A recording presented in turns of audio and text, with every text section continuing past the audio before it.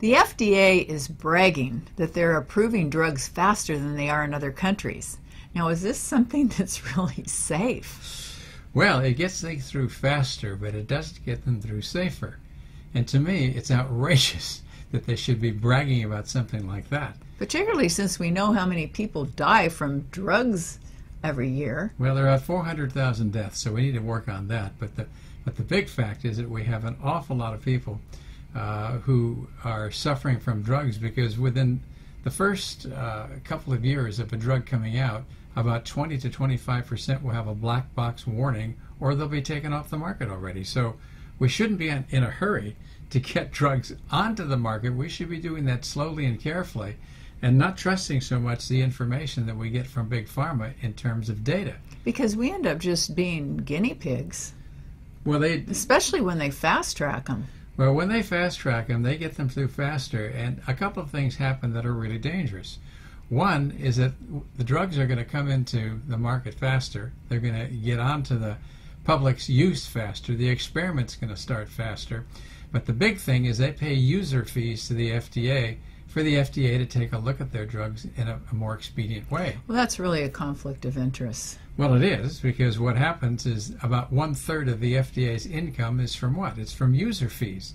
That gives the Big Pharma a heck of a lot of power when it comes to managing the FDA, because they learn to depend on that money. Well, not only that, aren't some of the members of the FDA committee that approves drugs actually people from the manufacturing of the drugs? They are, and actually that is a good idea. I think we should be getting their input, but you're right.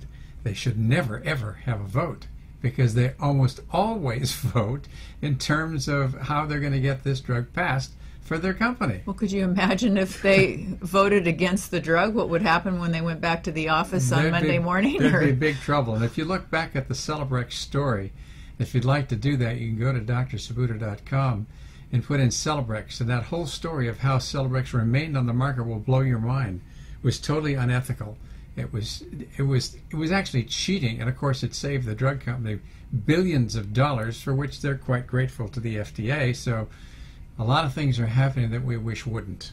Well, you know, last year, out of 35 new drugs, 30 that were put up before the FDA, 34 were approved, and 25 were fast-tracked, and that's a pretty big majority of drugs that were approved or fast-tracked. Well, there's an arrangement that we have that's financial, that's a conflict of interest, that provides information that you can't trust, that determines whether or not a drug is going to get to market. Now, if you think that's a good arrangement, write your FDA and thank them.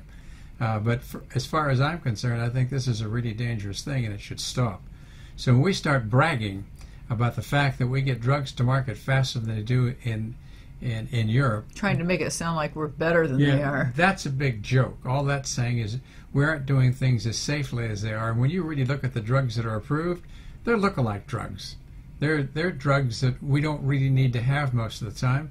And what is it? It's a big story that has to do with your patent has run out. You need to get new drugs out there so that you can charge exorbitant prices so that you can have a return on investment for your company. And then somehow it seems to be this great sales pitch to say, oh, we have a new drug.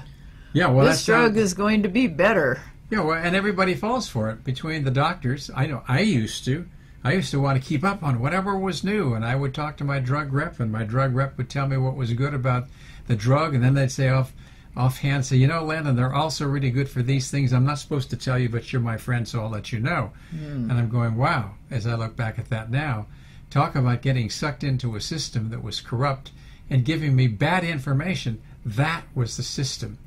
So when we look at this whole topic of bringing drugs to market, we should do it the slow, natural way. We should have comparative studies. We should be sure that we're looking at how we can get fair assessments of what these drugs are really like, so that within a year or two of their coming on the market, they're not black boxed or removed.